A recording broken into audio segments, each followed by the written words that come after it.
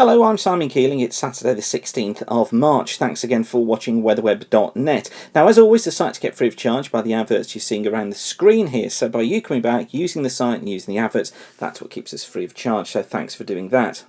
Now, a bit of a topsy-turvy forecast for you today. I'm going to start with the outlook and end with the shorter range. But I just wanted to show you some of the problems we've got in terms of detail for the end of the month. This is the latest chart from the ECMWF for the 26th of March. So this is Tuesday, the 26th. And on this one, we've got the jet stream south of the country sort of blowing through here. We've got low pressure here, here and here to the north. A cold easterly flow coming in across Scotland.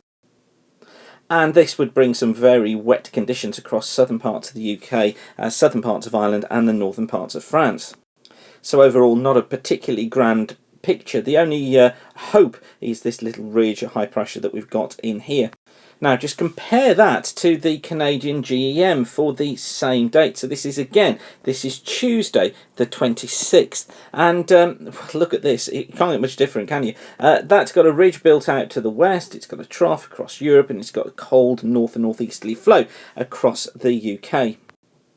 Essentially, what it's done is just shift the low pressure to the south and create this bigger ridge out in the Atlantic. And now on to the GFS Ensemble for the same date again. And this one looking much more like it did yesterday. Low pressure out towards the west of Ireland, a ridge building through the UK, a trough here over the eastern parts of Europe. And this is still the model that I'm favouring. This is still the pattern I think this is going to go to. I'm suspecting that the ECMWF is trying to use its resolution, its high resolution, to kind of overestimate where lows, etc., are going to be and how deep they may become.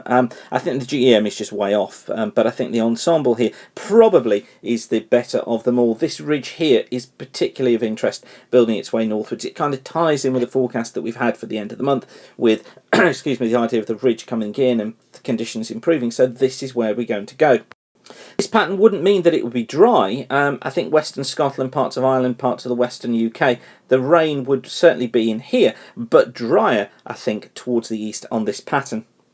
And if we just follow the Ensemble through, this is the chart for Thursday the 28th of March, and then it's got low pressure out towards the east. The ridge has moved through us. It's still got fronts tracking up western parts of the country. And it's a similar scenario for the 30th as well. So this would take us up to Saturday the 30th, the start of the Easter holidays. And low pressure again out to the west, more active fronts moving their way northwards. That would bring us unsettled conditions with the jet stream blowing through here and a development zone in here. However, don't get too dismayed just yet. Excuse me, I think the Ensemble does have a tendency to bring the southwesterlies in a little bit too quick, so it may not be as bad as this looks. I still favour the idea of the ridge somewhere in here and outbreaks of rain for western parts of Ireland, western parts of Scotland, but for most of us generally dry. And this is how the Ensemble for London, this is the output for temperatures and rainfall for London looks. You can see that we're cold through the coming week, but we do start to pick up temperatures next week, look, and we're getting up to reasonable values as those southwesterlies kick in. However, you notice here lots of green on here. This basically means staying unsettled throughout, although, as I say, I think the Ensemble has probably overplayed that a little bit. So enough of the longer term. What about the short term? Well, this is the chart for today. This is the rainfall, pressure and frontal chart for today. You see low pressure dominating things today. Most of the rainfall across East Anglia and the southeast, another area here across northern parts of England. Showers coming in associated with that low there. So overall an unsettled picture. Best of the conditions Scotland and also Ireland. Now for Sunday, low pressure really just smack over the top of us. We've got a trough moving eastwards. It brings quite a miserable day through the Midlands, eastern parts of England. This area tending to swing its way eastwards with the brighter skies you can see out towards the west here, tending to make progress eastwards. Some showers or rain for northern and western parts of Ireland too. Little change for Monday, low pressure still there. We've still got these areas of showers, look, and rain rotating around the area of low pressure. These things just swinging around the low. So what you could find is that some areas are dry, some areas are wet. And most favoured being wet, northern England, probably across to eastern parts of Scotland, parts of East Anglia as well. Some heavy showers, Wales and southwest England, some sunny spells coming in from the west.